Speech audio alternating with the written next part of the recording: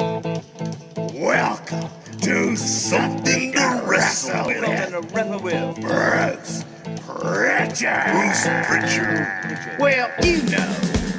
That's not a rib. She pooted. Is that a rib? No, yeah, amigo. There's no box of gimmicks. Rumor and innuendo. I don't deal in rumor and innuendo. And was he there? I was there. I don't give a shit. I ain't scared of shit. I ain't scared of shit. Fuck him. You, Bruce. I love you.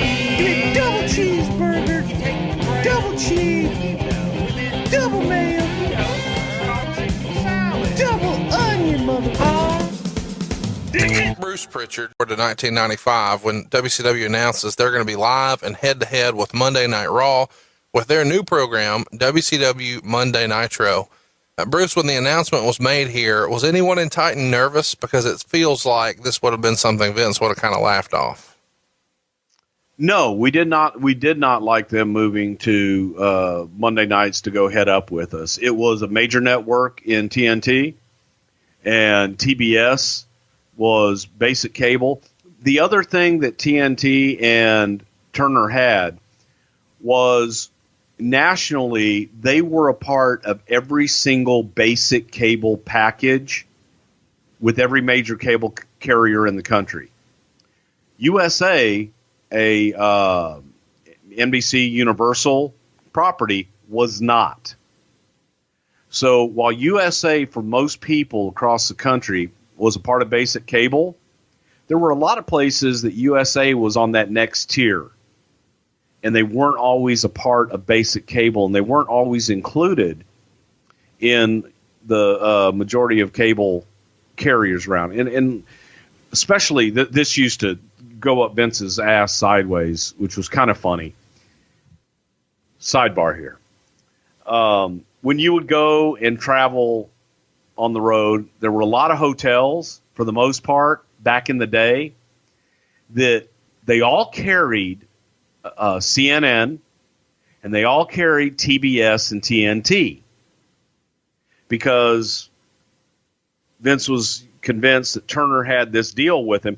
Okay, if you want CNN, you got to take my other properties too. And so that kept us out. So Ted Turner had deviously done this deal to get in the hotels and keep us out. It's like, really? It just was funny, but it's you go through the airports, and for the most part, it was all CNN, and Turner had a monopoly on that news channel format for a long time, and for people to take, if they want a CNN, they had to take his other properties, which was genius as well. If you're into that kind of thing, we cover the details, all of it, and the history behind the very first Monday Nitro on our spinoff podcast, What Happened When, with Tony Schiavone over at MLWradio.com. Just look for the first Monday Nitro episode in the archives. Of course, Eric made a splash on that very first Nitro when Lex Luger jumped ship from the WWF to WCW. We've already talked about that here on our Lex Express episode. But much like Vince on Raw at the time, Eric was the lead announcer for Monday Nitro. And one of the things I want to ask you about here, Bruce, is one of his more controversial decisions at the time.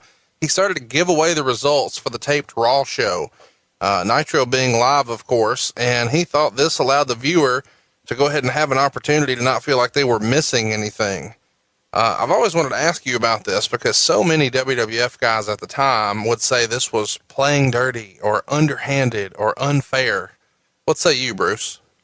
Well, in that imaginary rule book that we had, it specifically says in there on Chapter 14, Article 13B, that thou shalt not give away the competitors' finishes of their show on your live television show. And they clearly violated that rule. No, it was considered underhanded and dirty, but I think that if the roles were reversed and we had the opportunity to do the same thing, we would have done it. Well, it was good business. Hated it at the time, wanted to kill him and skin the little motherfucker. But, it was competitive business shit. I'm glad to hear you say that, because I was ready to just crucify you about the way Vince would buy people's TV time out from under him, but you probably knew that was coming. Somewhere around this time, Vince starts to position himself as being in a war with Ted Turner himself. I've always found this interesting because Turner was somewhat hands-off when it came to WCW. So isn't Vince smart to position himself in a war against Ted Turner rather than Eric Bischoff? I say that because with Ted, Vince could kind of present himself as the underdog that someone could sympathize with and get behind. Whereas Eric Bischoff, you know, clearly Vince was the guy. Nobody knew who the hell Eric Bischoff was. Well, there you go. If you're going to be in a war with somebody and you're getting beat up and somebody's punching you in the face, don't you want to get punched in the face by the big guy? You don't want some unknown coming in there and be getting shots in on you. So the positioning was that this was Ted Turner, this was TBS, and this was a giant empire and a billionaire coming after this poor mom and pop company that, by God, we're a family company and we're just trying to survive here. We don't have the billions of dollars. We don't have multiple networks to just place whatever we want to put on at any time. So if you're going to get publicity and you want people to hear your story, are they going to listen to a story about, hey, here's this unknown guy coming in and he's making some noise, or are they going to listen to the story about the big bad billionaire that everybody knows and not the most popular guy in the world? Here was also a position where Vince could be the babyface. Almost a babyface against Ted Turner, because Ted wasn't the most beloved guy in the world amongst the media types. The media types. Listen, you know, those people that fake news, that Dave Silva fake news shit. When did the hate inside of Titan start for Bischoff? Probably reading the results, signing Lex Luger. I would say probably initially on the announcement of Nitro Live, you know, going head to head with Raw, but it escalated definitely when he started with the giving away the results and that kind of just vehement outward aggression. Why was the decision made to include Eric Bischoff in the lawsuit? Specifically, we're referencing the Diesel Razor lawsuit that Vince brought against Turner, WCW, and then he named specifically Eric Bischoff.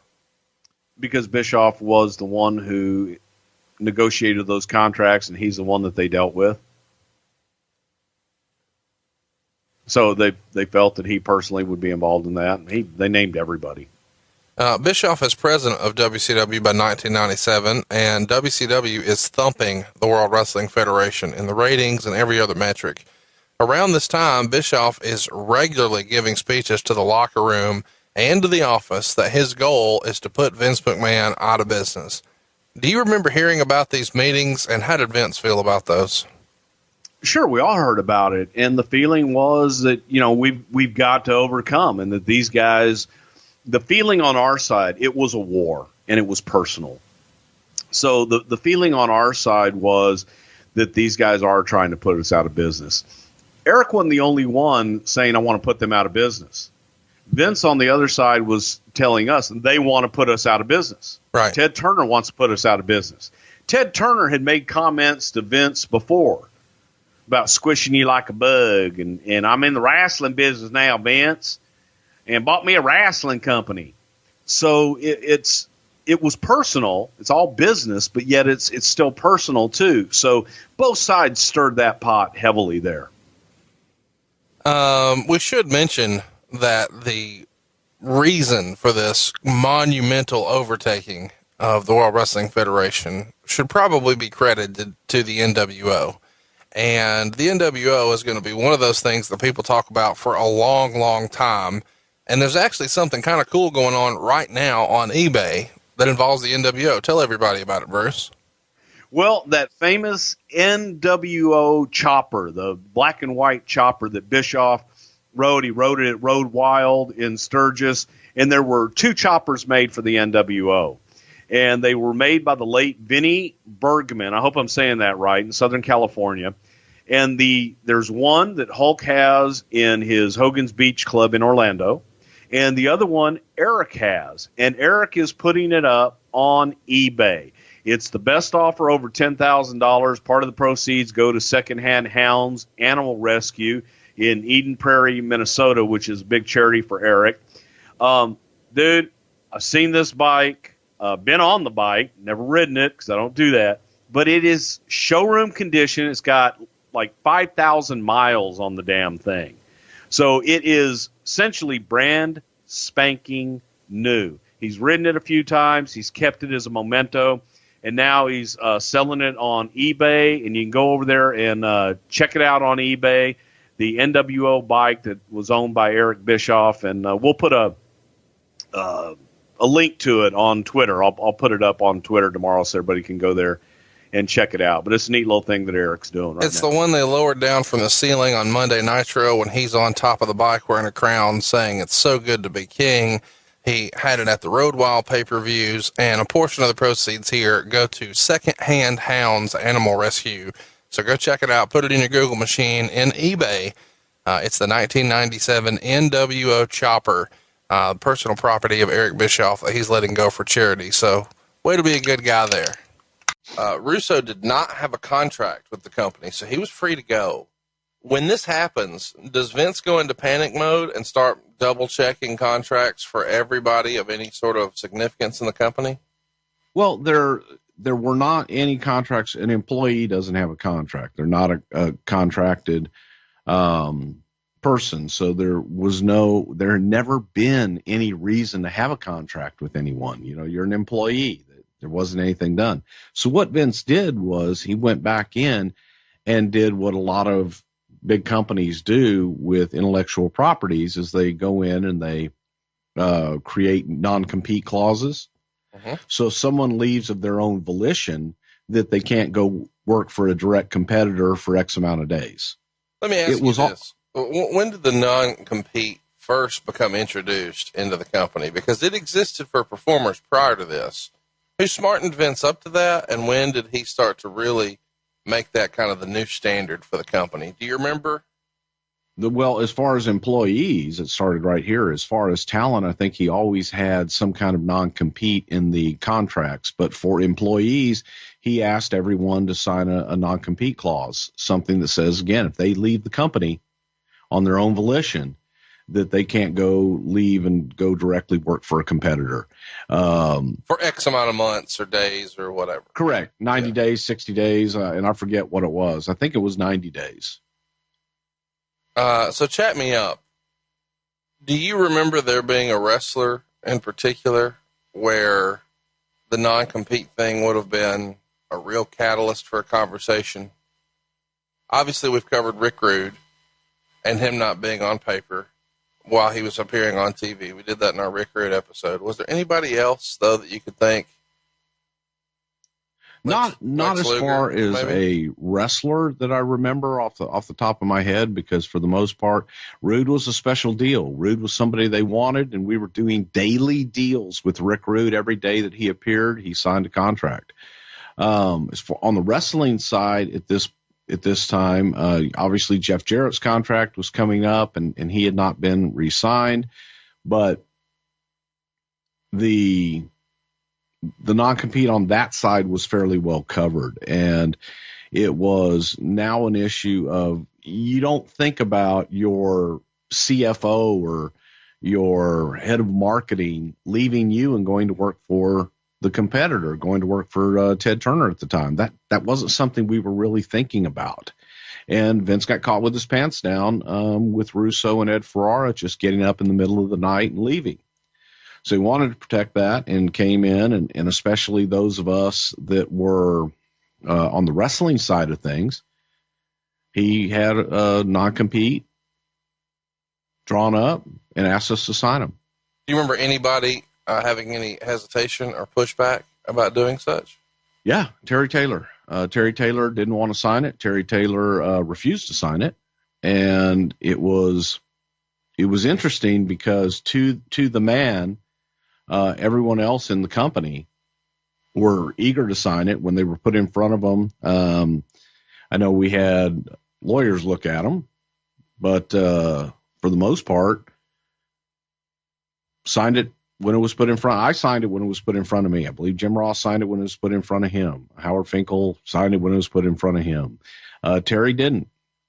Terry didn't want to sign it and argued that, well, if something happens to me here, I want to be able to go back to Atlanta and go back to work for WCW. And Vince felt, well, why are you even thinking about that right now? If you're here and you're with us, then why would you even thinking about going back to work for Atlanta? Terry wanted to be the man. He wanted to be the head writer. He wanted to be the head booker. He wanted to be the second in command of Vince McMahon. And he said that if Vince made him the second in command, then he would sign the non-compete. And Vince wasn't willing to do that. Are you in the room when he asked for that? No. And Vince just tells you after the fact he wanted to be second command? Terry told me that. So we've talked a lot about Terry. And Vince, well, to answer your question, yes, Vince did tell me that, and Terry told me that. Who, in your opinion, or I guess, who did Vince believe to be in second command at that point? At that point, it was Jim Ross. So Terry Taylor wanted the JR spot. Terry Taylor wanted the JR. Terry Taylor, in his mind, he wanted what he considered the Vince Russo spot. He wanted to be the head TV writer and book the towns as well. JR was booking the towns. Russo was writing the television with Vince, and JR was in charge of talent relations. Terry wanted all of that. That's my recollection. Does he ask for a raise, or does he just want the title? I'm sure Terry asked for a raise. I don't know specifically, but I would also believe that Terry probably would have been happy with just the title. Yeah. So chat me up. How does this conversation go down? You said that Terry told you this, and we haven't talked about Terry much here on the show, but what we have talked about was that you guys didn't always have the best relationship. What was your relationship like at this point with Terry Taylor?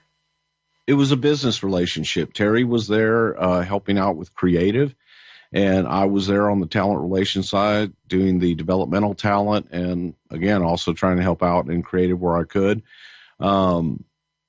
Terry, we had a relationship. It just was what it was. It was all business.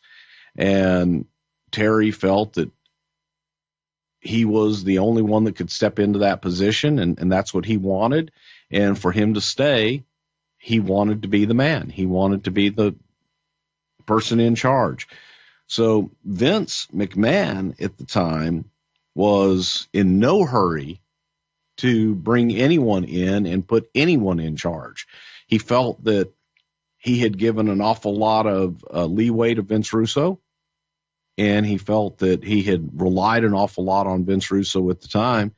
And for Russo to leave the way that he did, it hurt him. And he wanted to build, maybe build a wall and build a protection so that couldn't happen again.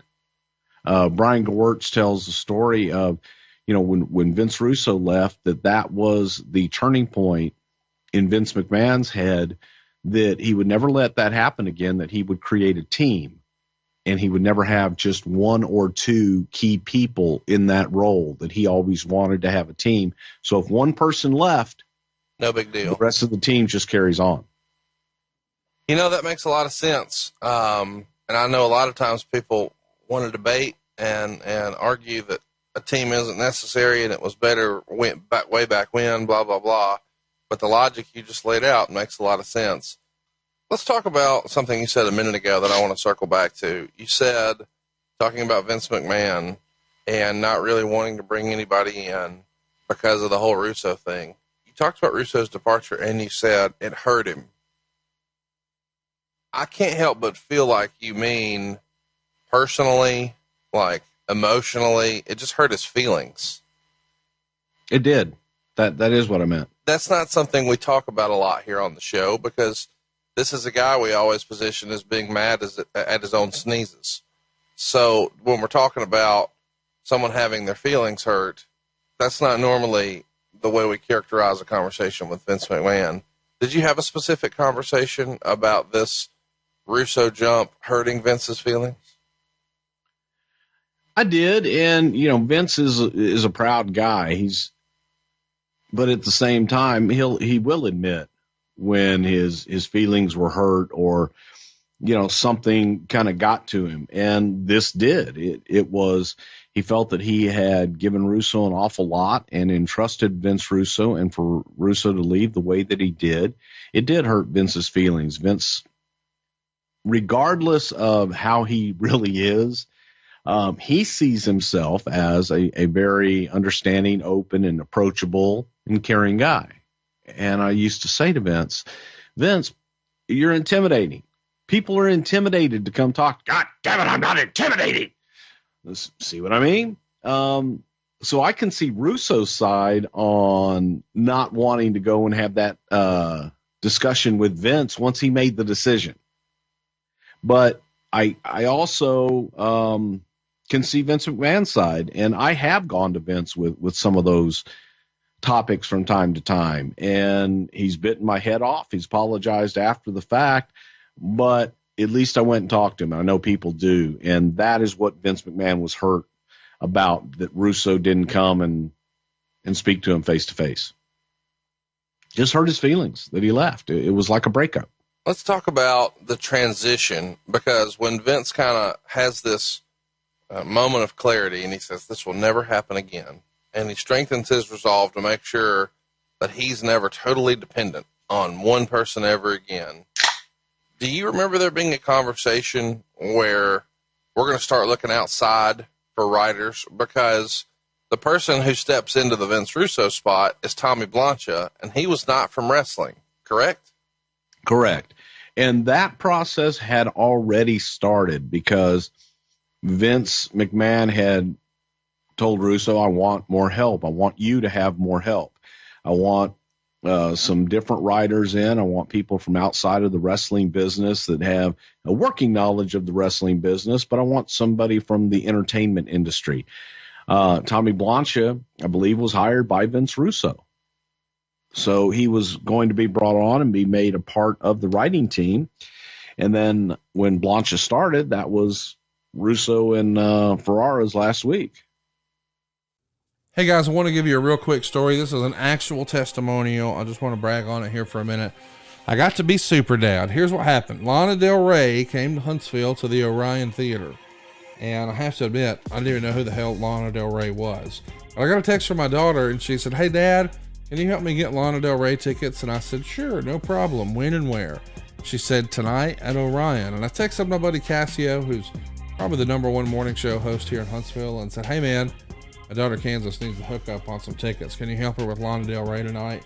And he said, LOL, buddy, that's the fastest sellout in Orion history. There's no tickets available. You can't get tickets to that.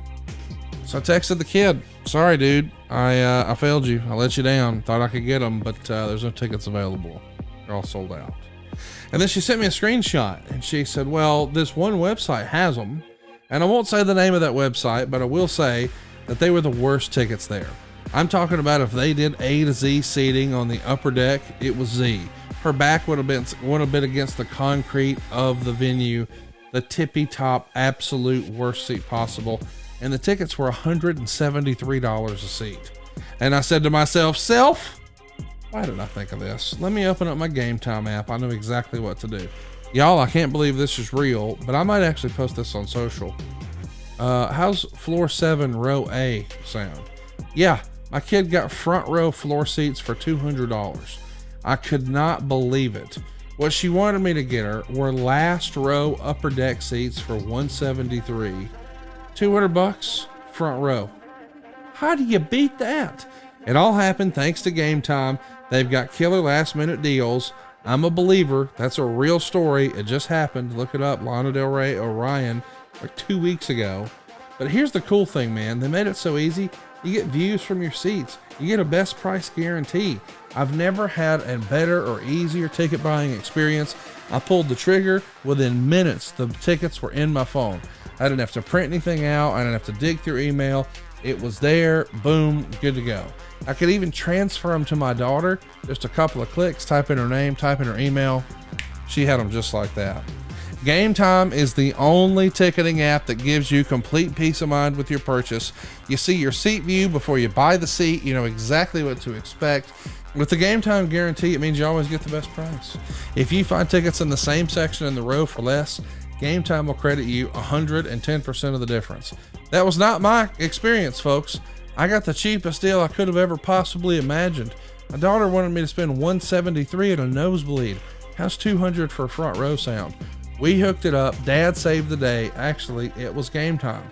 And they don't just do this for concerts. They can hook you up for football and basketball and baseball and comedy and theater and more. Seriously, this was the same day as the event. She starts texting me at 2 in the afternoon. The event was that night at 7. She had them in plenty of time. And guess what? I'm the hero.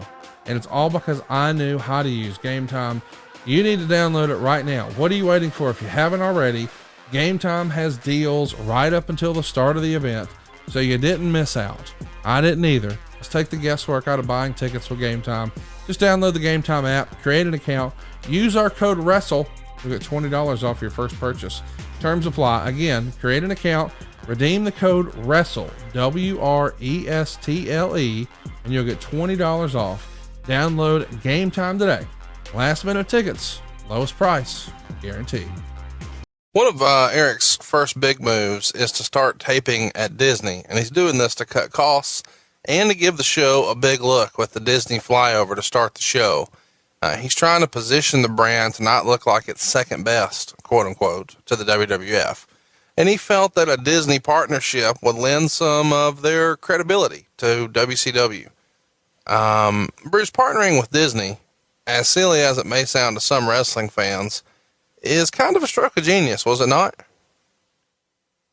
In hindsight, yeah, it was. But from the WWF point of view, we were never ones to subscribe to the theory of studio wrestling. Didn't like studio wrestling. Didn't like the feel.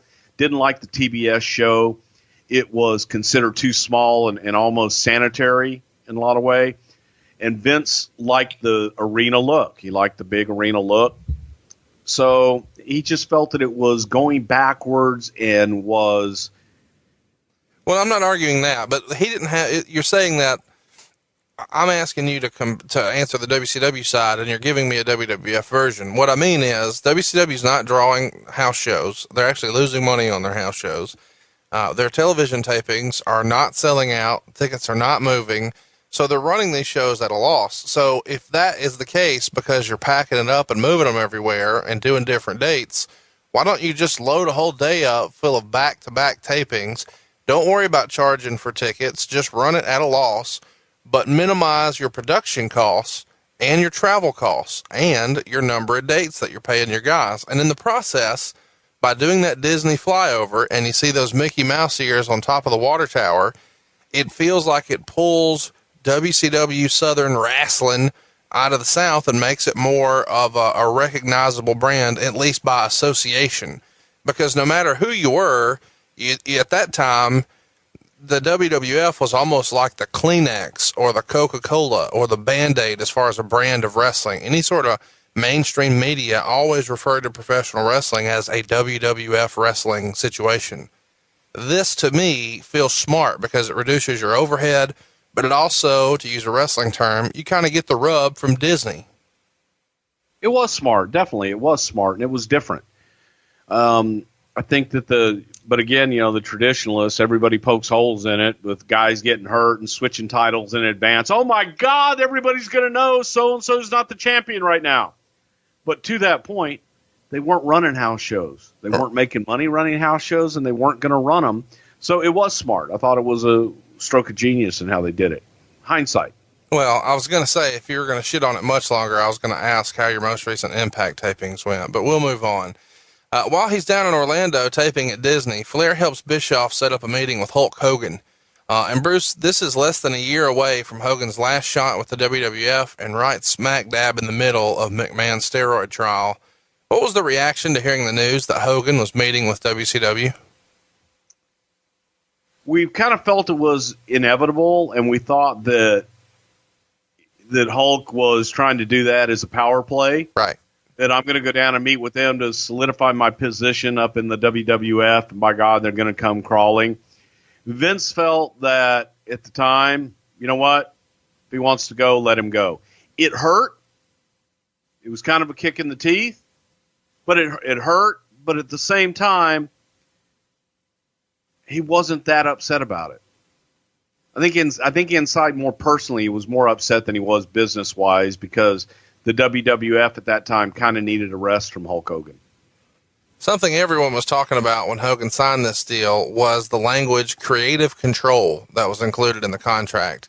Is this the first time you remember hearing of a talent getting this? And what did you think of Hogan negotiating this in black and white? Genius on his part. Again, if you're going to take care of that character, then have control over it and be able to have some say in what they're going to do with it. So I thought it was extremely smart on Bischoff's part. On Hogan's part. And for Eric, what'd they have to lose? Right. So they got Hulk Hogan. In order to do that, they had to make some concessions. And everybody likes to poke holes in Hogan's contract and some of the things that they did. But they weren't running house shows and drawing money there. They weren't selling merchandise. So to give up these things, you weren't giving anything up. So anything that you brought in that you were able to realize by the acquisition of Hulk Hogan is all positive, and you're getting something you weren't getting anyway. Once they do this Hogan ticker tape parade after he signs, they go straight to pay-per-view. And it's the pay-per-view most fans think that WWF should have done 2 years prior at WrestleMania 8. It's Ric Flair versus Hulk Hogan at Bash at the Beach 94. Was there any feeling of, man, we shouldn't have let him do this? No, not really. It was inevitable. We knew once Hogan was there, they had to go there. Yeah. Where the hell else are you going to go? You want to get your match with Hogan versus Flair. So why not? They had already done it in the WWE prior to that, and they didn't have a lot of success with it, so they weren't that worried about it. And then if they didn't do that, we probably would have wondered what the hell were they thinking. How come when they don't do it, you wonder what the hell they're thinking, but you don't do it? Because they had nothing else. It was their biggest pay-per-view they'd ever done at that point. Okay. I was just throwing it out there. It's not saying a lot. Are you really doing this right now? The WWF ran King of the Ring in 94 and got 185,000 buys. This Bash at the Beach does 225,000. Well, it should have. They had Hulk Hogan on it. Oh, gosh. We'll move on. Randy Savage and a lot of other former WWF talent signed with WCW by the end of 94. And a lot of this is happening because WCW is offering guaranteed contracts with fewer dates.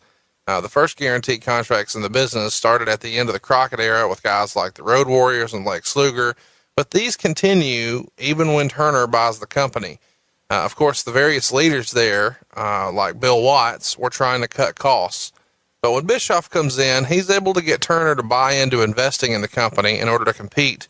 And with some right hires and creating some efficiencies, like no longer running house shows and taping at Disney, they can afford to do this. But this is not the way the industry has done things historically with guaranteed money.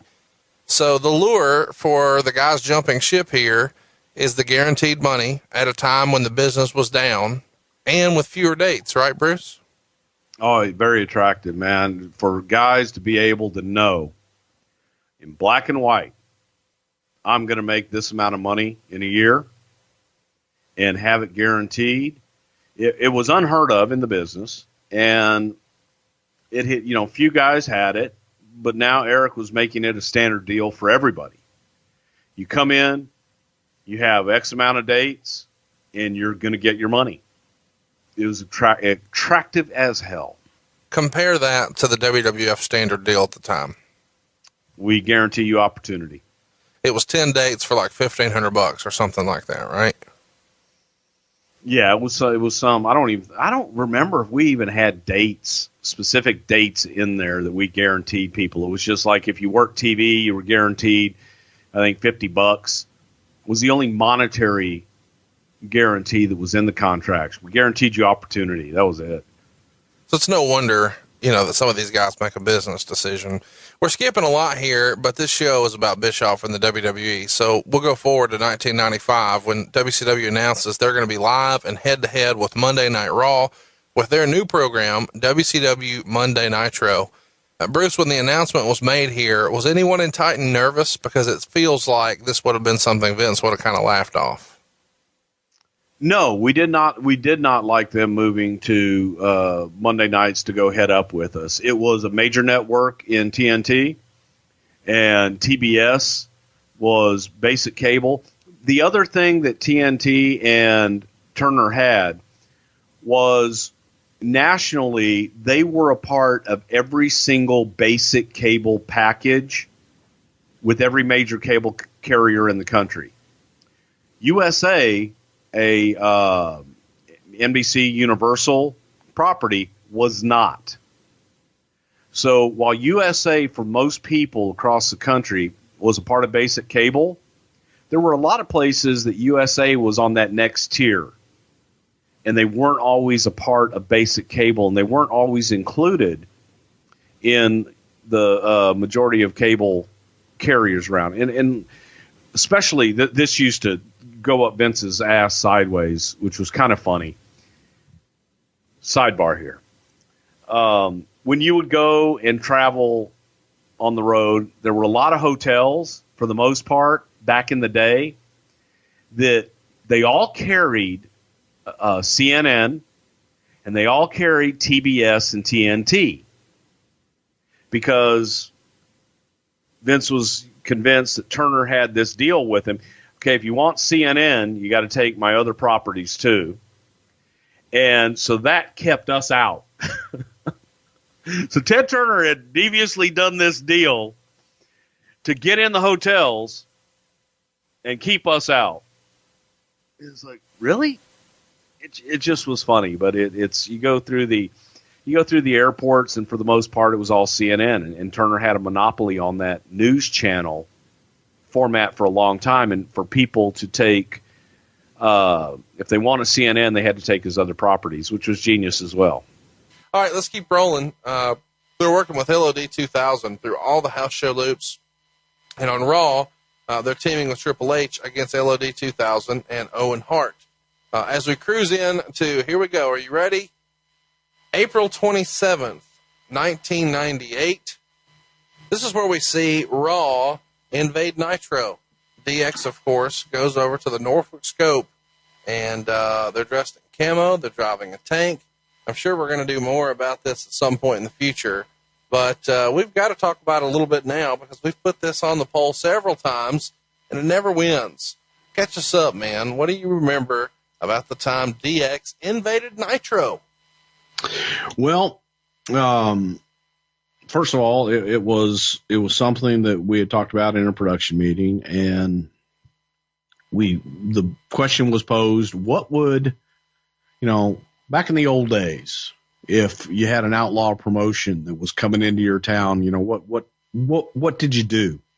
If you were the underdog, and what did you do? I said, well, hell, man, they used to send the toughest guys in the territory, go sit in the front row and say hello, go knock on their door. And it just so happened we were going to be close to where Nitro was, and the opportunity arose, and Vince decided this was it. We're going to go down and say hello. I produced all of those invasion spots with those guys. And on this particular day, we went down, and it was, and Russo had worked a lot with these guys up until this point, and I had been given a directive from Vince McMahon exactly what I could do and what I couldn't do. But he also made it very clear to all those guys, it's like, Bruce has final say, and listen to what he says, and if he, pulls you back, you gotta listen to him. So we had, you just don't know when you go out and do this shit. You don't know what you're going to run into. There's so many variables, from somebody on the other side going too far, maybe one of your guys going too far. Legally, we were told that we couldn't go on the grounds. We definitely could not go inside the building. That was one thing our lawyers told us, do not do. Don't go inside the building under any circumstances. But a lot of different shit happened. The biggest thing to me that came out of this from a talent perspective was Triple H, Billy, Brian, X-Pac, and even Joni. Every one of those guys and girl were ready to fight. And when I say they were ready to fight, they were willing to do whatever it took to get over and to make noise and to make this thing work big time. Nobody was afraid of what would happen. I remember it was actually Brian James who saw that the downstairs, when we drove the tank down the ramp and they'd closed the door on us, it was Brian James that saw that door was open and said, "Hey, let's go down the ramp. Let's see if we can get in the building." I said, "We can't get in the building, but we can go down the ramp because it's still technically a street, actually." But every one of those guys impressed me so much with how far they took everything without stepping over the line. And just the balls that they had. Because a lot of guys wouldn't, believe it or not, there's a lot of talent that wouldn't have done what they did. "Oh, I got buddies here. I got this, that, and the other thing." Brian, this is great. We were talking about what do we do if the WCW guys come out to confront us? What do we do? And it's like, what happens if Ming is leading that charge? And I remember saying, if Ming is there, feed me to Ming, because I felt that Ming wouldn't eat me. Thought that, we had a friendship that went way back, that I didn't think that he would kill me. And Brian was like, "I hope my brother's there. I'll kick his ass." We fought forever. "I'll kick his ass. I hope he comes out. I just hope he comes out on principle." But it was Billy and Hunter and everybody, man. X-Pac, they were all like, "Come on, let's go." Nobody was afraid. Everybody wanted that confrontation. It was fight at this point, man, they were fighting for their company. They were fighting for their position, and they knew that this was their opportunity to stand out apart from everybody else. And they just impressed me so damn much on everything that we did, because they had the same attitude of, "Guys, we've got one shot at this. We got to make it great." And they did everything I asked them to do. And they did shit on their own that was tremendous. And I think that's the whole reason, because this was the pivot. This is where we kicked their ass in the ratings and we never turned back. No doubt about it. It was certainly one of the more memorable moments here. And you guys weren't done yet. You guys do a series of television tapings that, we can kind of skip over. On May 11th, you would invade the CNN Center and WCW headquarters. Of the three little visits, I guess, CNN Center and WCW headquarters, and then the actual live event in Virginia, which one's most memorable to you, and which one was the least memorable? God, they were all equally memorable, because every one of them had their own different set of confrontations. And I still say that when we do DX and we do this invasion thing, man, there's so many great stories. But we had the cops call on us, and we got surrounded at the very first one in Norfolk, and we had our own battles there. At the one in Smyrna is where they called 911, and they screamed that we were being attacked with weapons at the front door, and we had the entire Smyrna Police Department show up. At the one in CNN Center was just a great story of how I kept the crew there. And we requested to see Ted Turner, and actually got all the Turner employees on camera doing the DX chops and things like that. There's a little sidebar. When we went to the office in Smyrna, Georgia, there's a sign on the grass, and it says, "No trespassing and no solicitors." Well, Road Dogg jumps off the tank and runs up to the sign and says, "What exactly does this say here? I don't understand. Is this French? No trespassing." And we just kind of goofed on it, but we shot it. Right. So when the lawsuit came about, when WCW sued us and we were suing WCW, I was in a deposition, and they asked me, they said, "Well, did you guys trespass?" I said, No, not necessarily. We just went up and knocked on the door and we asked to see if Eric Bischoff or anybody was there.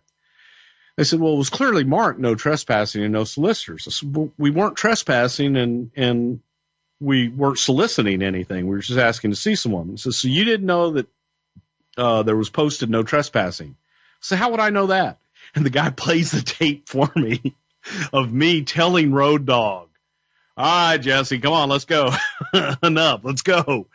And yeah, videotape. It's a hell of a thing. Videotape is a hell of a thing. That's awesome. Here's kind of a fun one. On May 19th, the Raw shotgun tapings, we would see the New Age Outlaws beat the New Midnight Express. Kind of a similar deal here where you've got two single stars and you're putting together a tag team. And this is sort of the tale of two ways this thing can go. On the one side, one of the most over acts in the company, the New Age Outlaws. On the other, the Midnight Express, or the New Midnight Express. How would you compare and contrast the two here? Well, one actually was new and the other was a retread. So regardless of the new members of the New Midnight Express, the idea was old and it had Corny as the manager, and, you know, Corny wasn't invested in it. Corny felt that the New Midnight Express didn't have a chance in hell, but he was willing to go along with it and give it his best shot. But it just wasn't there's only one Midnight Express.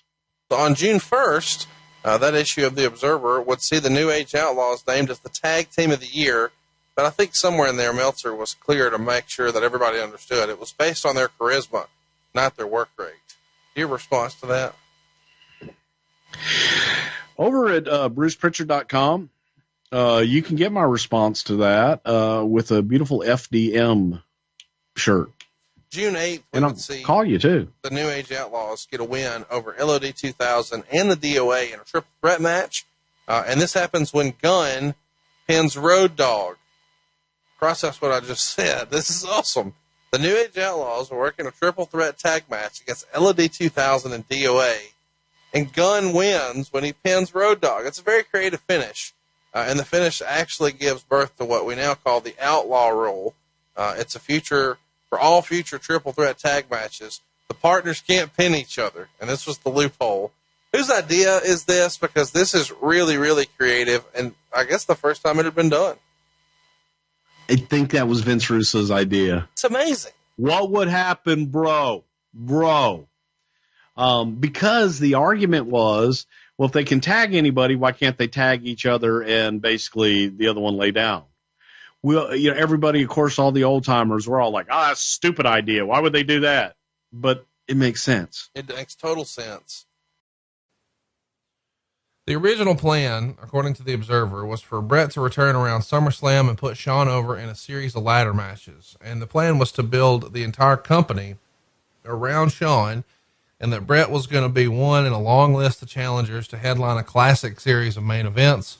And Bret always felt like this ladder match was his gimmick, since he is the person who sort of brought it to the company. And Bret vetoed the idea of putting Michaels over again and then lengthened his time off. So when he returned, it was with the provision that he'd be getting the title from Michaels at WrestleMania. Of course, a lot changed before that, and it never happened. And then on Raw, on May 12th, Bret babbled on and on at the end of the show, which left Michaels standing there looking like an idiot, which we just talked about. The week after, this is all breakdown from the Observer, the whole thing in Mobile happens. Now, here's a wrinkle that's not been reported outside of the Observer. When Shawn showed up and made this Sunny Days comment, Meltzer would say he was slurring his words badly and in no condition to perform. I've never heard that before the Observer report here. It wasn't any books or shoot interviews. Set the record straight. Well, Shawn fucked up when he did the Sunny Days comment. No, not that I know. No, absolutely not. I can tell you one time Shawn was screwed up when we did a remote at Jose Lothario's house one time, and he and Austin were screwed up and been drinking all day and slurring on their promos there, but not No. Meltzer wrote, the enigma of being arguably the most talented performer in American rings and seemingly being ill-equipped emotionally to handle the spot his talent has gotten him came out once again in recent weeks. Would you feel like that's an accurate description of Shawn? I mean, at this time, he's Yeah. got to be the top guy, but I thought being ill-equipped emotionally to handle the spot that his talent has gotten him. Wow. That's a pretty apropos deal there. He was. He really was.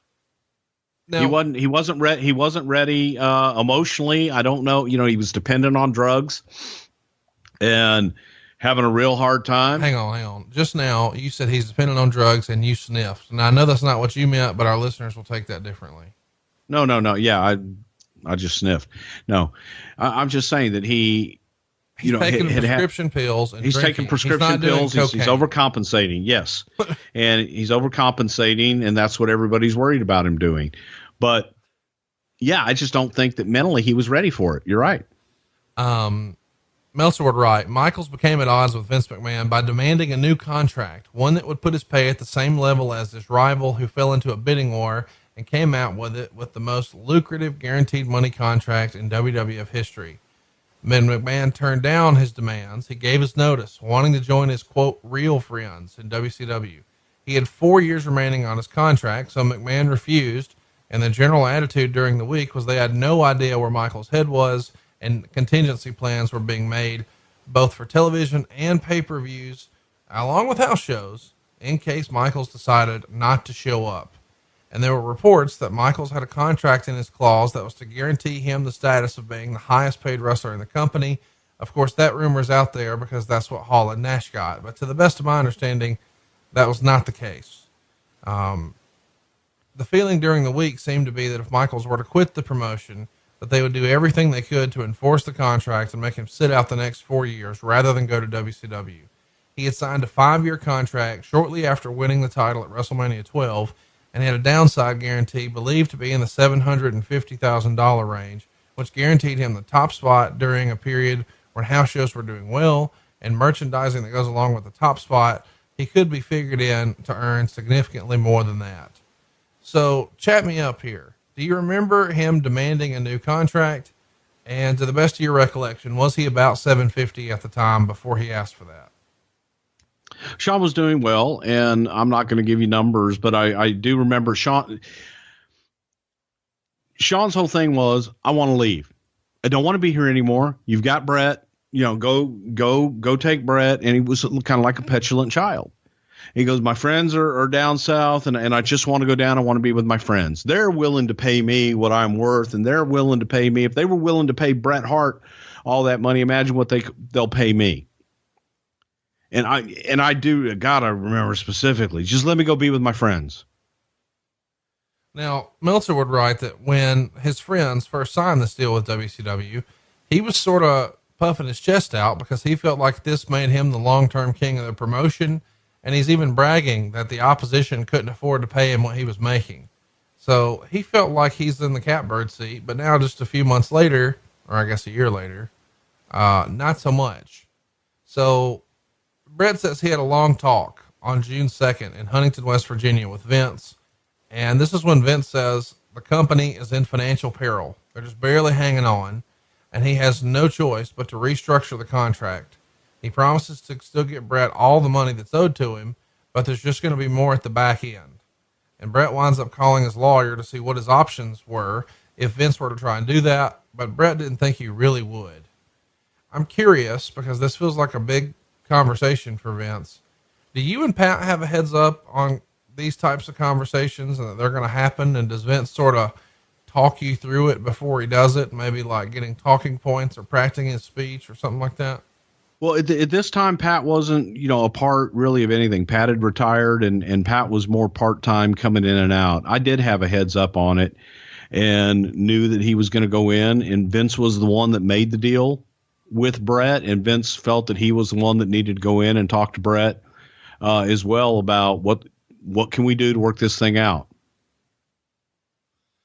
This takes us to King of the Ring, June 8th in Providence, and the Hart Foundation here do an in-ring pay-per-view promo talking about the next pay-per-view. So they're on a pay-per-view talking about the next pay-per-view. They're of course promoting Canadian Stampede, and they're saying they'll take on any 5 wrestlers to face them in a 10-man tag.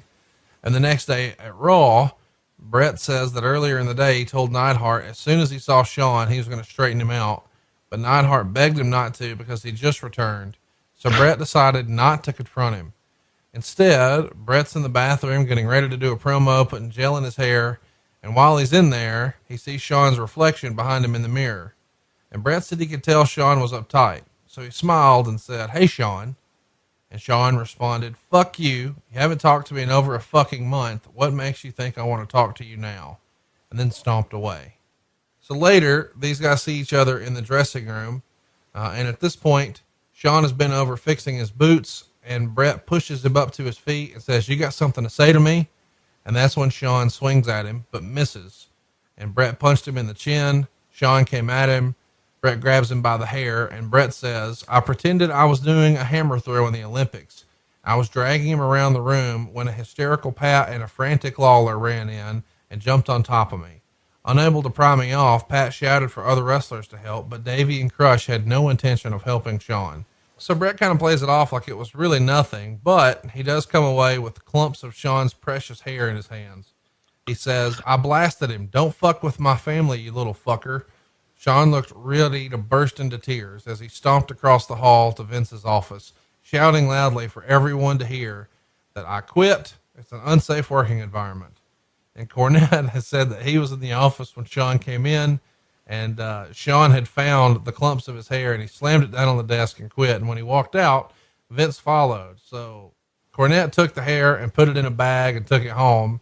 And now somewhere his ex-wife has a bag of Shawn Michaels' hair.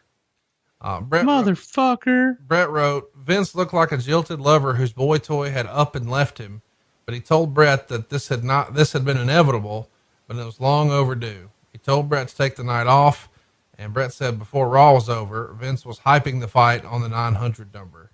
So that's what Bret says happened. Meltzer had a slightly different report. He says that most of the eyewitness accounts he heard where the Hart was screaming about how Michaels had affected his real life with some of his comments, and Michaels was a smart ass back. And then they went at it, with everybody saying that Bret Hart started it, but that Shawn was every bit as guilty in, kind of the lead up here. But it was largely a one-sided short tussle with a few punches thrown and a large clump of hair pulled out of Shawn's head, where he had now a major bald spot. His face is all puffy from the punches, and he had a bloody elbow from being drug around on the floor.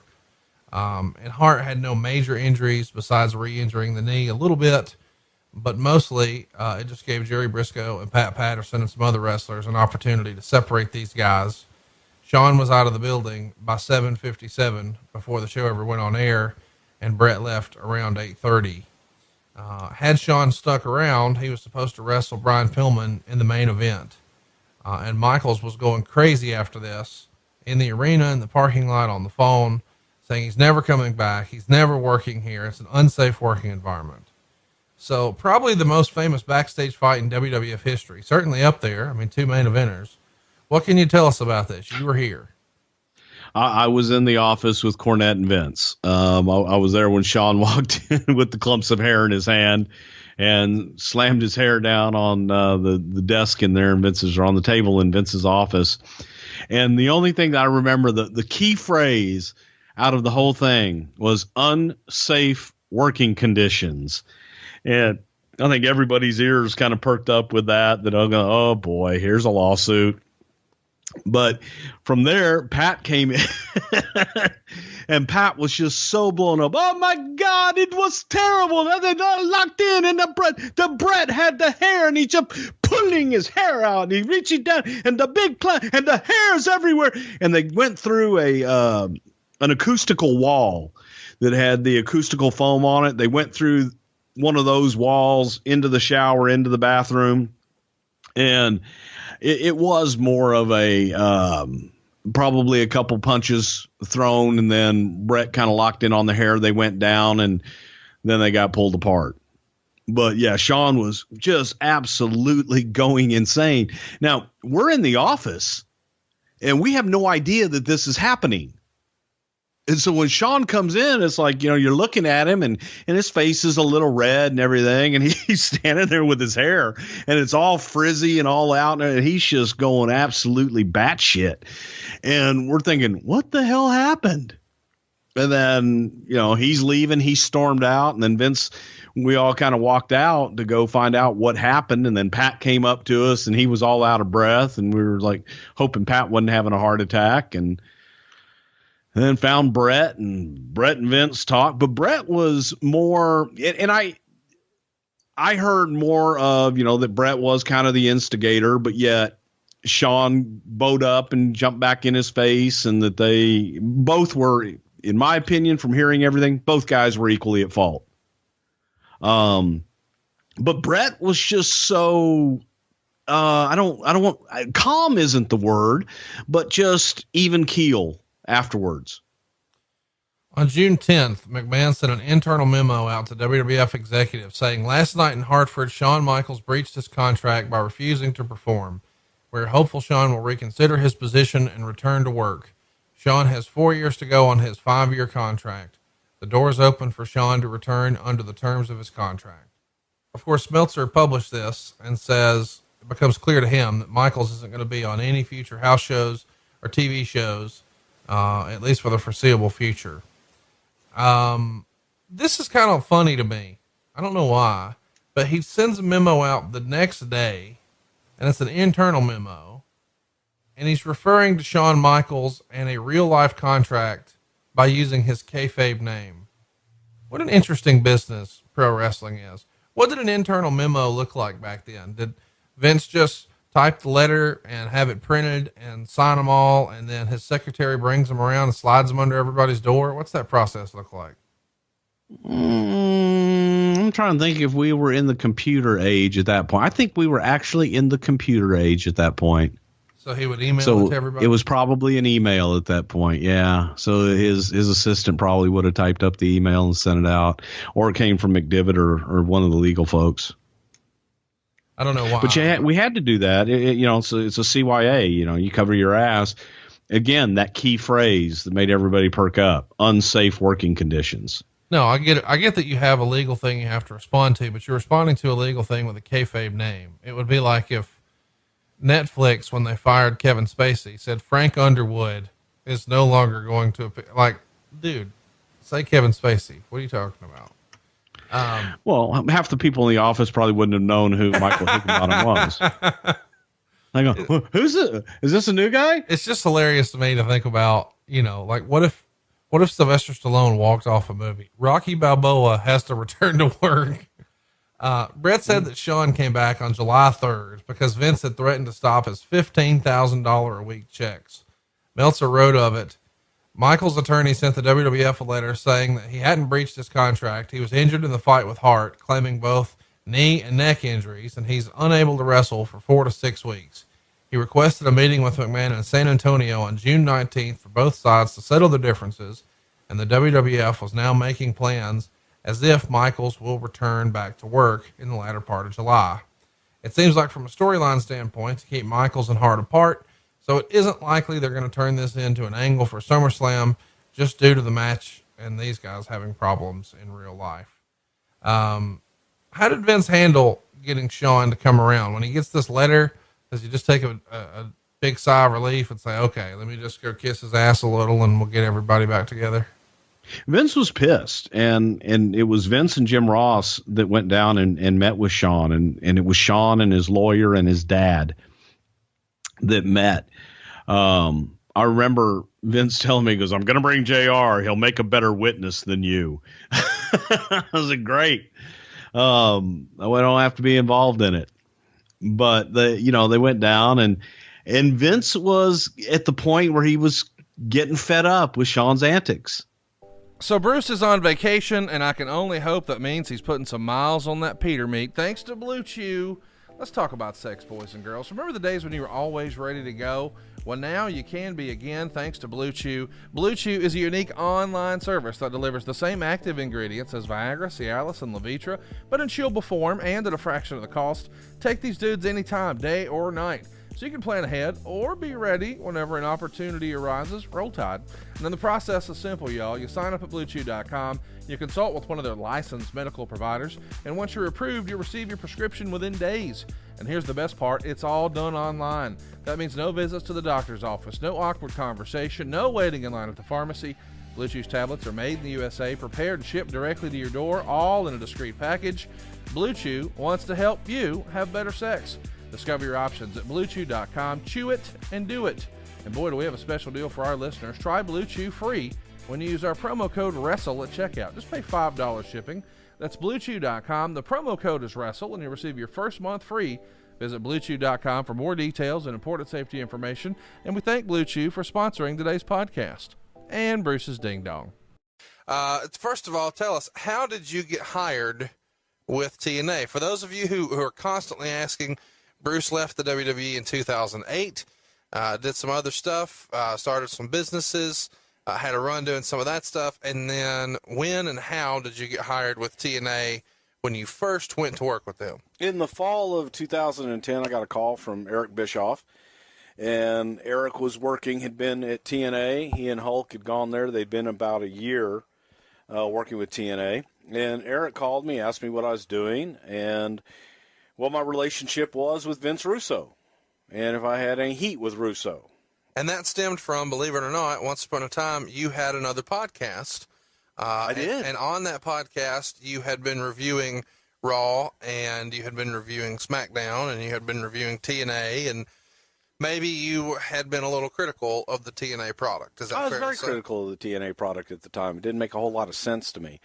But also I'd been on Steve Austin's podcast, and I simply, when asked about Vince Russo, I commented that the guy that makes the decisions in the WWF, WWE, is the same guy that's made the decisions since the 80s, and the same guy that made them in the 90s, 2000, same guy making them now, same guy that will make them until he takes his last breath, and that's Vince McMahon. Right. And while Vince Russo was there, that he came up with some great ideas and had a hell of a run there, but it wasn't as Vince Russo would like you to believe sometimes that he was the end-all, be-all. It was blessed by Vince McMahon, and there was an editor involved and a filter, and that filter being Vince McMahon.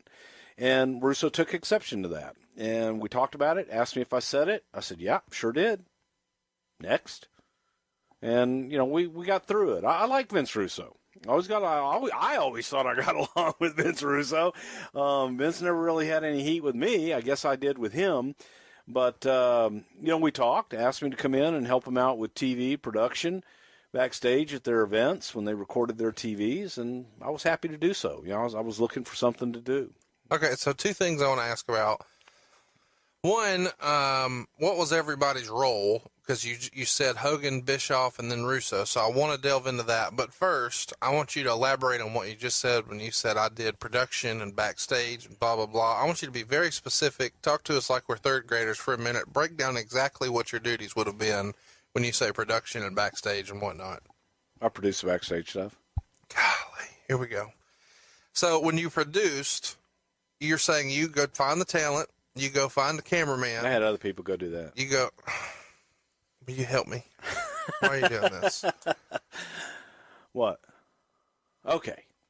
Production, they have a run sheet. It's some people call it a script. Back in my day, if somebody asked you if you had a script, it meant you had a handful of pills. Nowadays, people ask you got your script, it's a sheet of paper, a bunch of words on it, telling you what to do and what to say. And Vince Russo would have written this run sheet.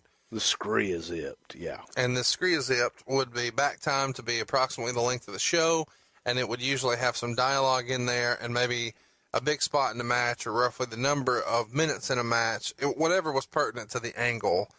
Yeah, and the backstage stuff that you see that's shot out of the arena, those are, you get talent earlier in the day, you shoot those, and I would tell them what to do, tell the camera how to shoot it and what to do from... So you'd pick like a location, shoot it from this angle, sure. Move your head that way, move your hand this way, whatever. Yes. Okay. So you're only doing per shot deals here. Was that? I was only coming in, and at that time I was just working the television tapings. So it was like a per diem. Here's what we Well, not a per diem. It was just a per day, like a general contract. Yeah, like one of the boys. exactly. And so they would fly you from Houston to Orlando or wherever they were doing TV. Yeah. And most of the time, so are they doing TV on the road at this point? Well, the when I first went in, they did a pay-per-view in Daytona Beach. Okay. So, or Tallahassee, Daytona Beach. Yeah, that was actually, I think, the first one that you were there for. Right. So that's 10, 10, 10. Correct. That's going to be Bound for Glory 2010. Ironically, the theme song for that show is written and performed by Billy Corgan. Imagine that. Small world. And I told you I'd never heard any of his music before. Yeah, that shocked me. I didn't realize you were so damn old that you didn't know any of his 1979 or any of that stuff. I know Merle Haggard's. Yeah, well, roll tide. So you're doing just kind of like the day deal, and we kind of ran through some names to start here. You said Hogan, Bischoff, and Russo. Hogan and Bischoff are longtime friends of yours. I know you get along okay with Russo, I guess, now too, but let's just address the elephant in the room. I think a lot of both of those guys, but the narrative would certainly be, oh, Hogan and Bischoff came in and ruined the company. They took all the money and made us go live on Mondays and put us on the road and put us in the red, and they were siphoning off all the money. What was your perception at the time? Well, the reality of the situation was they brought Hogan in, and Eric came along with him, and they brought Hogan in to broaden the name and get more recognition for TNA by having Hulk Hogan. And they were looking for him to get them deals and more sponsorships and also international deals. His name meant something. His name still means something. Sure. And it was Hulk Hogan. And Eric, with his production background, and Eric had connections, and Eric is a great producer and gets a bad rap. But I think Eric's a damn talented son of a bitch. And they were using them. And, you talk about the Monday night thing that they did when they tried to compete with WWE on Monday nights. At least they had the balls to go do it. At least they were trying something different than what they had been doing that wasn't working. Right. So they tried something new. It didn't work. They adjusted and moved on.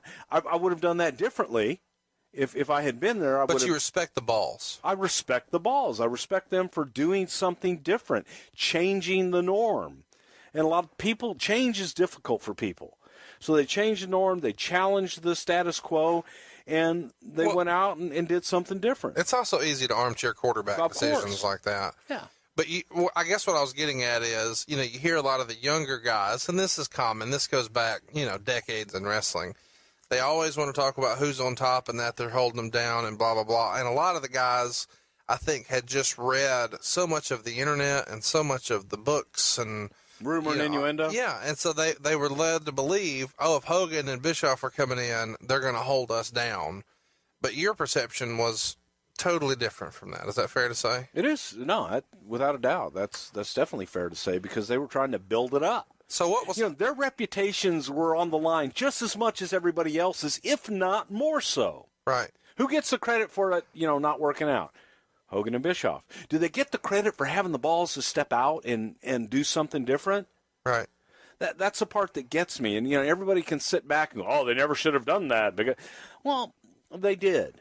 It's easy to say that now. And they own it. It's very easy to say that now. But they weren't the ones there making that decision and saying, hey, let's go out and try this. It's like a football game, If the play works, it's a great play. Yeah. If it doesn't work, it's a terrible play. If you want to sit behind your computer and second guess everything and send your little newsletter out, then What is Bischoff's official title when you come in? Good question. I think Eric was executive producer at that point. What was Hogan's? Hulk Hogan. His title was Hulk Hogan. Yeah. He didn't have a title. He was Hulk Hogan. What did he do? Hulk, advised and would give his input on creative things. And so he'd sit in on booking meetings and stuff? No. Eric sat in on the booking meetings for him, kept him apprised of it, but Hulk would have suggestions. Hulk would sit in on production meetings, day of TV, and give his 2 cents. But they used Hulk for his name. They used Hulk to go out and try and get sponsors. It was really like almost like a licensing deal. Just permission to pretty use much. it. What was Russo's title? Writer. Who was the head writer? Russo. Okay. So let's run through some other names here. Terry Taylor. He was at the company when you got there. But you really don't like that guy. I don't not like him. So Timmy, I like everybody. I just like some people more, some people less. and you can find out who you like more and less at ProWrestlingTees.com/. Which just because I love you doesn't mean I like you. That's right. But you're going to love the way you look in that shirt. Check it out. ProWrestlingTees.com/. Bruce Prichard. Terry Taylor was there, and he was in talent relations. Correct. When you eventually get the nod to be full-time. So when do you make a transition from going on just a per-shot deal to being full-time? That would have been April, May of 2011. So I'd come in between October and that time, and So about 6 months later. yeah, So they kind of just use you on TV tapings and pay-per-views and just kind of fill you out. And then once they're comfortable 6 months later, they extend a full-time offer. Who does that come from? Dixie. Does she just meet you at a taping? Does she fly you into Nashville? They started flying me in, I want to say maybe in January 2011, and I would come in for a day or two and meet with the powers that be. I sat with Creative a couple times. And Just in Nashville? Just in Nashville, yeah. Okay, and this is at the Cummins Stations building? Yes. Okay. Yes, downtown Nashville. Can you compare those offices to Titan Towers? I'm not saying as a knock. I'm saying a lot of people listening don't know that there's a difference or have never been to them. Or I'm not saying one is better than the other. I'm just, Have you ever been to the Waffle House? Mm-hmm. Okay. I love the Waffle House. You do. Yeah. And Waffle House is great. You ever been to the Palm? I have. Okay. One's a Palm and one's Waffle House. So you liked them both, but maybe one was They're a little different. fancier than the other. Exactly. Okay. Yes. Okay. They both provide food. And steak. They both feed people. They both provide steak. Yeah. Different quality. Everybody wants to know this, whether we want to talk about it or not. We probably ought to. And then we'll run through the rest of this behind-the-scenes names list, and we'll get out of here. Victory Road, 2011, the Jeff Hardy story. Kind of curious through what happens. Did you see Jeff earlier in the day? I did. I saw Jeff earlier in the day. I saw Jeff about 7 o'clock that night. So about the time the pay-per-view started. Yeah. So where are you sitting for this pay-per-view? I was all over. I mean, I wasn't sitting anywhere. I kind of was all over. So you're not just working the gorilla position? No. For that one, I was producing backstage stuff and interviews and kind of all over. Does everybody in the wrestling business call the gorilla position the gorilla position? No, in TNA, they called it the go position. You can get Cock-a-Doodle-Doo on your other show that you do, and you can ask him all these questions. He named it the go position? I guess. Okay. I think it was a holdover from So you're all WCW. over here in 2011 for Victory Road. Bischoff's a part of the show. Correct. Vince Russo is here for the show. Correct. The main event is Sting. He's going to be challenging for the world title with Jeff Hardy in the main event. And you see him 2.5 hours prior to, and he's fine. Matt Hardy's on this show. He works a couple matches before Jeff. When do you first realize, Houston, we have a problem? When Jeff's music started and they're yelling for Jeff and Jeff wasn't there. And I left the area of the gorilla position there where I'd been standing to go try and find Jeff. And when I went outside... Nobody had smartened you up at that point? Smart me up to what? That Jeff's fucked up. Nobody knew Jeff was fucked up at that point. Okay. So I go outside and I see two guys carrying Jeff. His feet are literally dragging the ground. Who are the guys? Bruno and Tilly, two guys that work there. Okay. And so they're just Bruno trying and to... Tilly, underrated. Great guys, busted their ass. I got to give them a shout out because they're two good guys. And Jeff was out of it. Jeff was under the influence of something. Yeah. And he was out of it. And they got Jeff to the gorilla position, and while we're sitting there talking about he's in no shape to go out there, he just walked out. He just walks right past you? Well, he didn't walk, not like right in front of us, but we were standing there, and next thing you know, I'm looking on the monitor and go, oh, my God, he's out. How does that happen? Okay, you and I are talking. Yeah. Okay, he walks right by and just goes. You don't think he's going to go out, but he did. So nobody thought it was necessary to, take him by the hand and sit him down. They just thought, Hey, he knows we didn't think he was capable of getting up the stairs. He's Weekend at Bernie's almost. Yes. Okay. Yeah. So now he's meandering down the ramp. Yeah. You have to be shitting bricks. Yeah. And so you're seeing the monitor. You're standing with Bischoff and who else? Eric was there. Sting was there. We got Dixie there, just saying, hey, you know, she's... Where's she normally watch the show? I don't know. She likes to watch out in the crowd. But she's back for this. Well, yeah, we got her back there for that. I said, hey, he can't... Well, you know, he'll be all right. What's Russo saying? Well, Russo was in the truck. So I ran out to the truck to tell Russo what was going on because I didn't want to talk about it over the headsets. So I went out and I said, man, even though it was apparent, but you still wanted to respect a little bit of privacy. Or just not just hear the dirty laundry. Right, not, you know, go get on a podcast and talk about all this shit. So we came back and Eric and I discussed. We said, well, he can't work a match, and it was unprofessional, it was uncalled for, and we talked to Sting and said, need you to go out there and just beat him. Just go out. Scale of 1 to 10, how pissed off is Sting? Sting was pissed. Sting was about a 108 on a scale of 1 to 10 at that point. And is he screaming and cussing mad? No, he doesn't scream and cuss. He was seething. He was mad inside where it counts. It was apparent. Yeah. And I said, you know, you just need to go out there and get him down, pin him, tell the ref count 3. We had Eric go out and actually try to tell Jeff, hey, we're going to beat you. Just lay down and let's get out of this. Bischoff goes out. Yeah, Bischoff went out.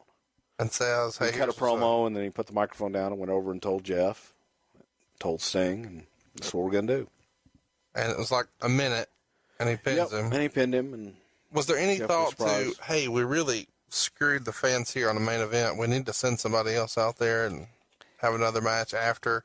I realized you still had to deliver that, but it was horseshit. So was there any thought like, man, let's send Matt Hardy out, or let's send Van Dam out, or something?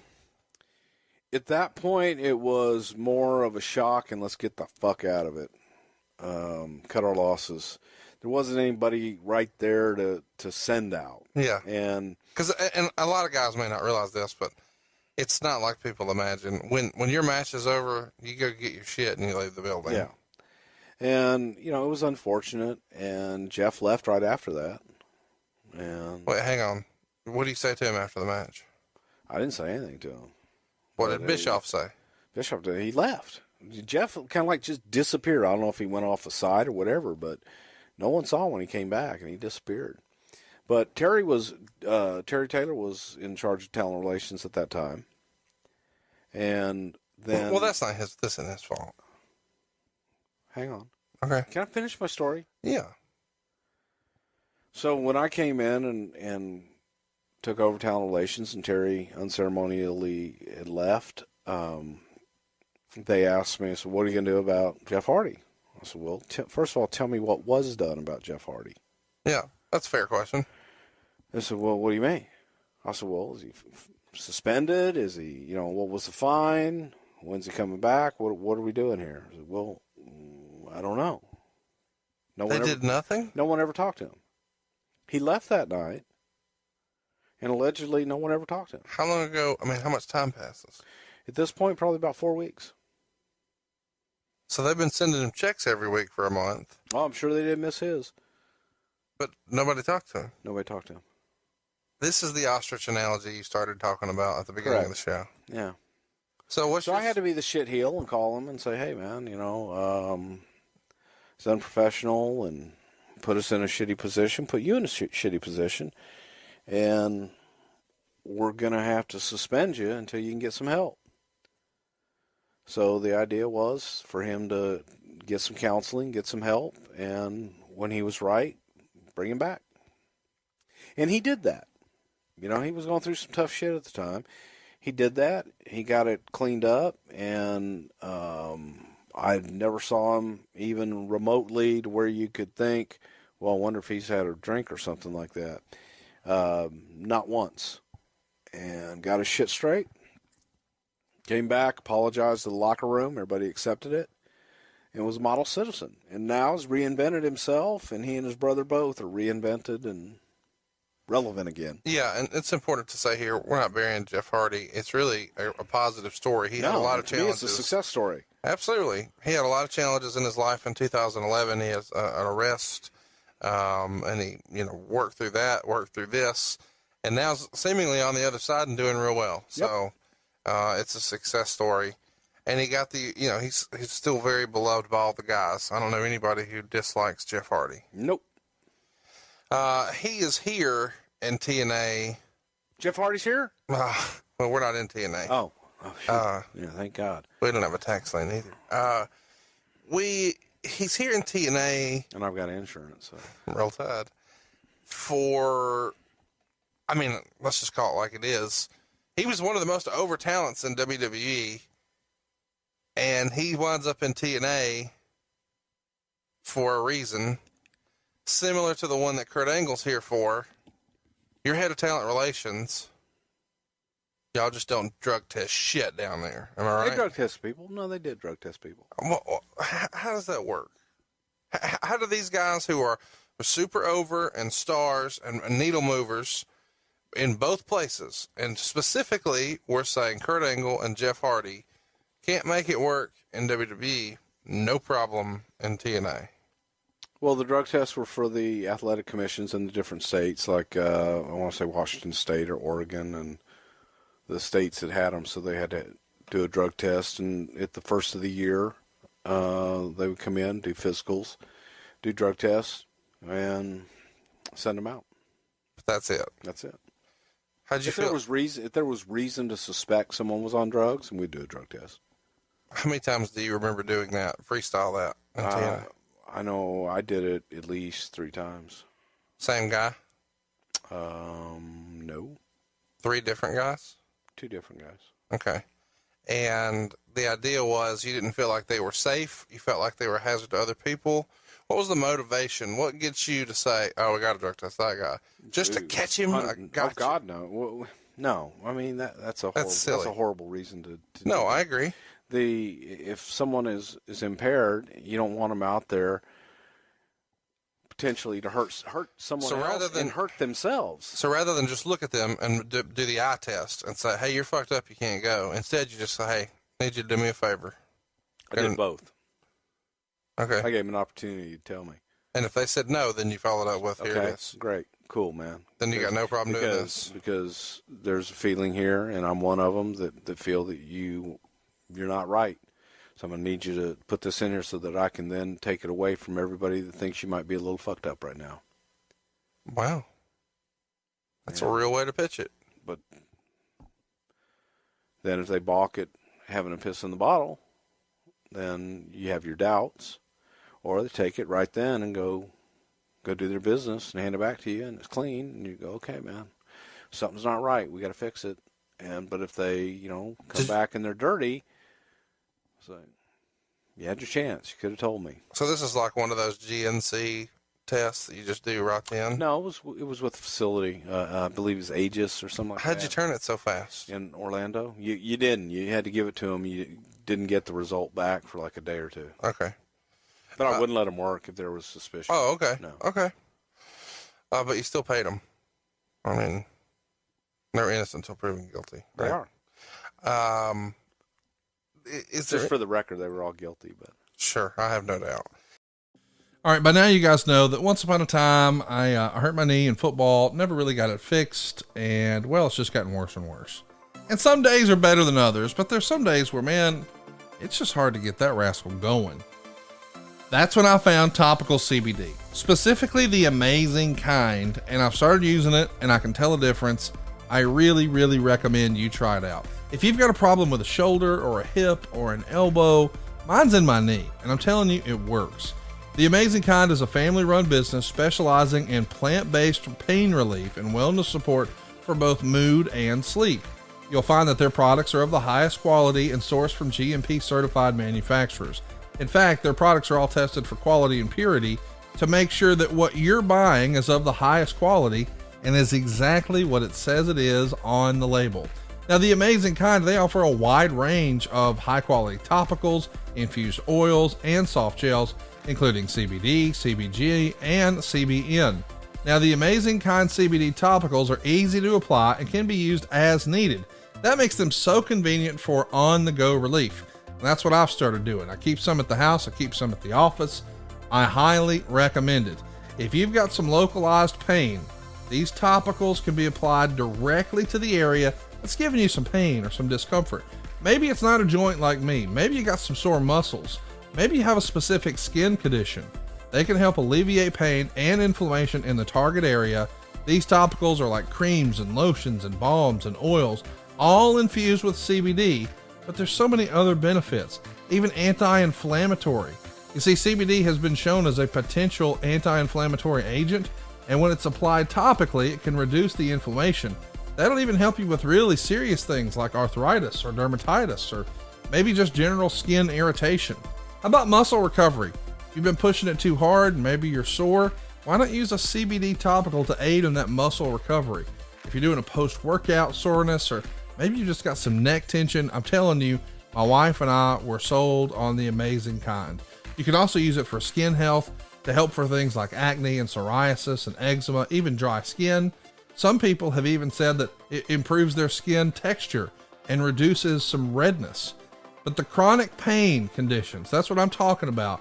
Even things like fibromyalgia and neuropathy, those folks can still find help with a CBD topical on the affected area.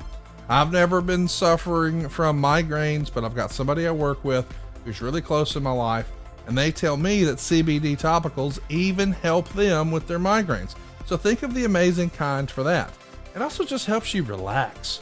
Maybe if you're trying to get a massage and you want to just rub this stuff in, why not?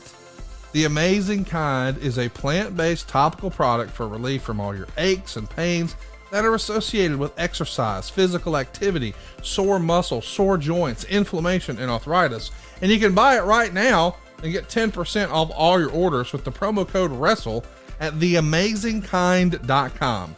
That's theamazingkind.com, and use our promo code WRESTLE. You'll save 10% off at theamazingkind.com. Undertaker and Kane. This goes about 6.5 minutes, and Kane's wearing a new outfit here. He doesn't cover his shoulders, and you get to see more of his physique. Kane is as big as a house here. He's probably at his most jacked.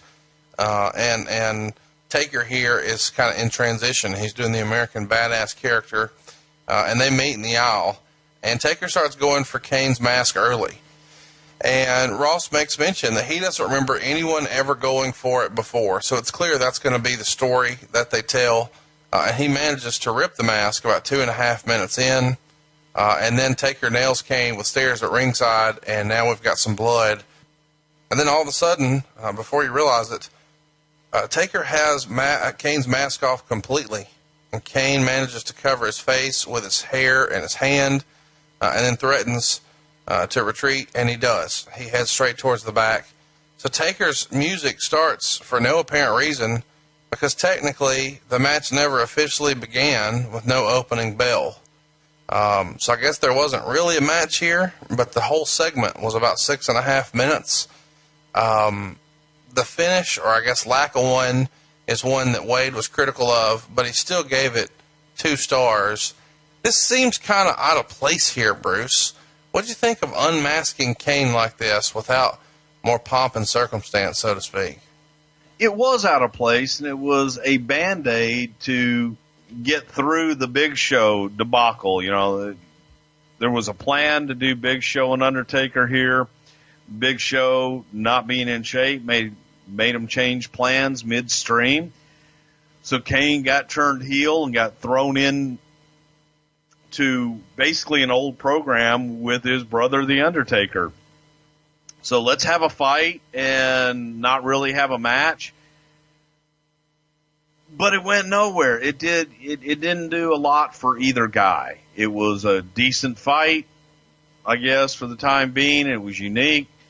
But yes, it was a wasted opportunity, and Undertaker taking a mask off without any real build up to it.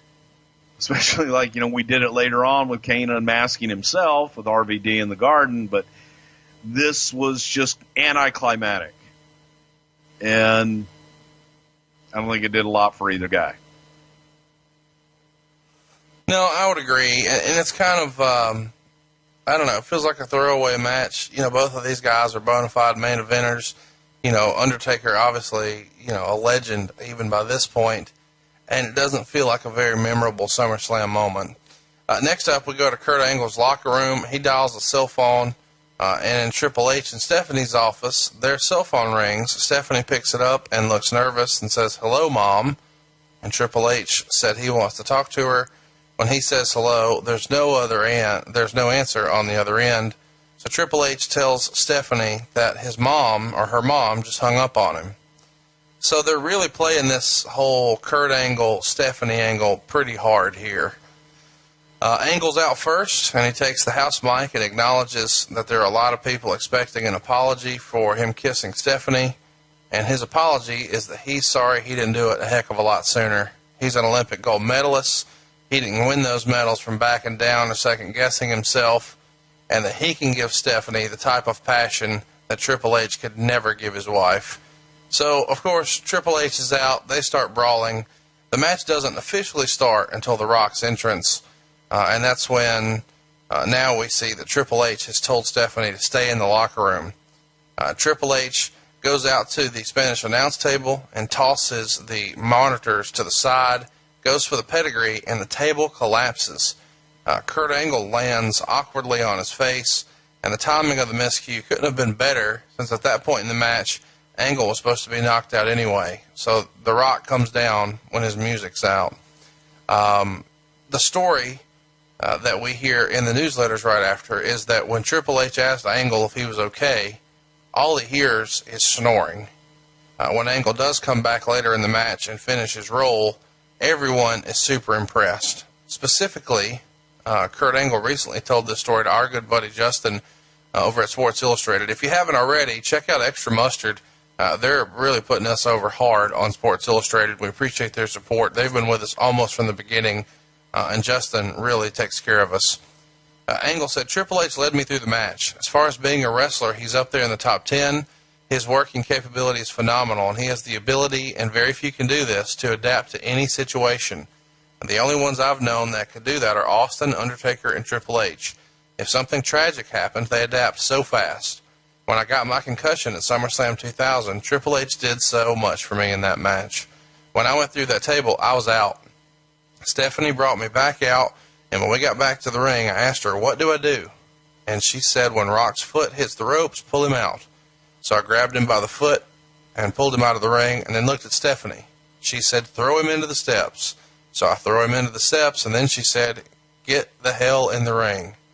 There was a spot where he was going to hit me with a sledgehammer, but I had a concussion, and at that point, I don't even know what I was doing out there. My mind was blank. I came to 2 hours after the pay-per-view. There was a spot where Triple H was going to hit me with a sledgehammer, and he put his hand on my head to make sure I ducked so he could hit The Rock with the sledgehammer. If you watch it over, you'll see that I was really clueless. He was looking out for me the entire match. They literally had to walk me through every step of the match to make sure I was safe. I don't remember any of it, but for them, it must have been a nightmare. Triple H is one of the best I've ever seen." So I'm sure we'll talk about the match in a minute, but let's talk about this concussion situation. Obviously, reading that in 2017 is like, wow, what the fuck is going on? This is so dangerous, knowing what we know about concussions and head injuries now, but we didn't know that back then. Back then it was, he got his bell rung, rub some dirt on it, get back out there. And there was great pride in doing that. That would never happen today. You were there. Do you know as soon as he rolls over after that table collapses, oh, he's fucked? We knew once I saw Triple H talking to him. Yeah. And I've got the gorilla position. I had several different shots of the action, of the area. So I had other camera shots where I could see, and you can actually see it on the cut that's on the network right now. But you see Triple H talking to him. And you can actually see Hunter. Kurt tries to get up, and you see Hunter pull Kurt down and tell him to stay down. And then Kurt lets the referee know, and the referee went to Kurt. But there was a spot there, and it was just a spot to get the match started and for Rock and Hunter to go one-on-one for a while and get Kurt out of the match, and then Kurt would get involved later, but never to come back. So when Kurt was out and the trainer and the paramedics went down to talk to Kurt, he had been knocked silly and he was out of it. So the decision was made, bring him back and get him checked out. And if he can't go, then we'll just have a single match with Triple H and The Rock. So when Kurt came back, they made the decision that, okay, we'll see how he is, go get him checked out. And it was Kurt's decision. And I personally talked to Kurt that night backstage and asked him, I said, you okay to go? He says, yeah. No, I just got my bell rung. I'm fine. I've got it. Like you said, same situation today, never would have happened. He never would have gone back out there. But, kudos to Kurt, kudos to Rock and Hunter for having the match that they had without him and then being able to adapt when Kurt came back out for the finish. But Kurt, definitely told us, no, I'm good to go. And the doctor, the trainer, everybody felt, you know what, I think he's all right. He just got knocked silly. And again, we had no idea. We didn't know the shit that they know now about concussions and head injuries and all that other shit then. No shit, because he was cleared to perform the very next night. They go 20 minutes total. Technically, this is a three-way. The crowd pops hard for The Rock. They're all over The Rock and love him. The People's Elbow gets a phenomenal pop when it goes down. We haven't talked about the People's Elbow a lot. Do you remember anybody in particular saying, I ain't fucking selling that. That's shit. I'm not doing that. It's one of the most over moves in the business. I'm not arguing that, but it feels like this is the time when guys have really strong opinions about stuff and finishes. Did anybody balk at a People's Elbow? Did Stone Cold ever say, oh yeah, man, just fucking hook me in the middle after the People's Elbow. I want to get pinned with that. If you want to get beat, you want to get beat with their finish, and he did. So, no, it was over, and he was when the most over guy in the territory. That's his finish. You're going to take his finish and sell it. It was hokey as shit, but you know what? It worked. The claw was hokey as shit. The heart punch was hokey as shit. It's a shit finish, and I'm wanting you to tell me if anybody else thought it was a shit finish, and you just feel the need to defend the shit finish rather than telling me. I am going to defend the shit finish because it worked. I'm not asking you to defend it. I'm asking if anyone else didn't like it. I'm sure a lot of people didn't like it, but you asked me if people had a problem taking it and balked at taking it and refused to take it. No. Okay, cool. Glad we had this talk. If you're working with The Rock and you're on top, you're happy to be working on top, and if he's going over and that's what he's going over with, that's how he's taking it. So help me understand. For the 19th time here on the show, we have a man hit a woman. Triple H nails Stephanie in the face. She takes a bump. She's knocked out. This feels like you guys are doing this almost in every match. Why, when you're so, quote-unquote, sensitive about PTC, is there so much violence against women on the show? I can't answer that one. I don't know what the hell their rationale was. You mean our? Yeah. Our. Well, here you go. Let's talk about the finish here. Rock gives Triple H the People's Elbow for the pin. Rock is celebrating his win in the ring. And Ross and Lawler wonder if Triple H hit Steph intentionally. Dave, forced to have it, Wade would say, a good main event, especially the pre-match Triple H versus Angle action and the dramatic finishing minutes. Rock Triple H action had a rerun feel to it, and it seemed to be filler until Steph and Angle returned to the match. Angle picked Steph and shot Triple H a stare before returning to the back.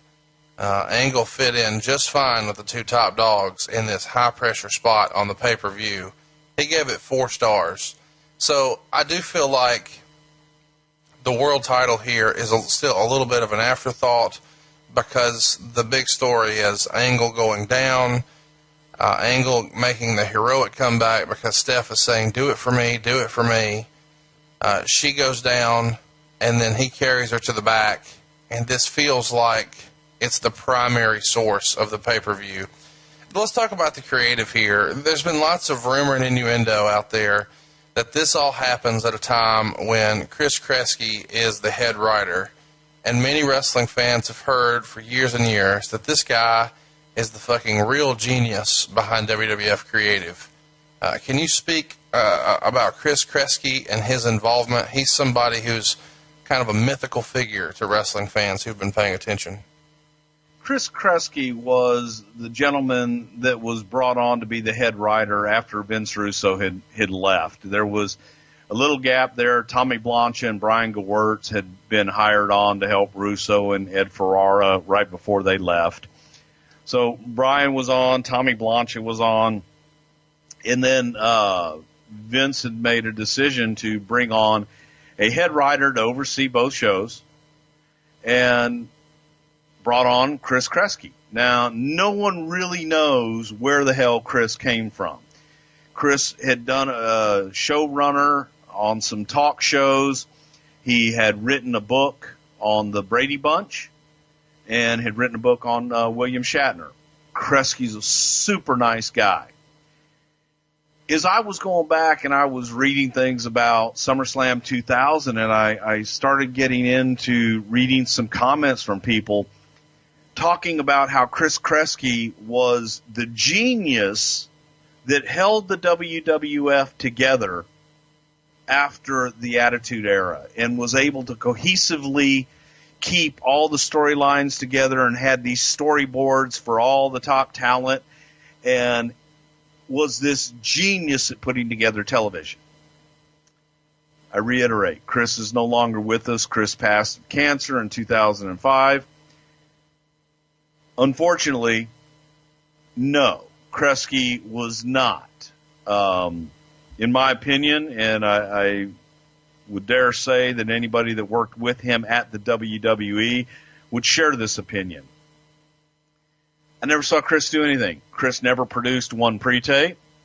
Chris never ran one production meeting.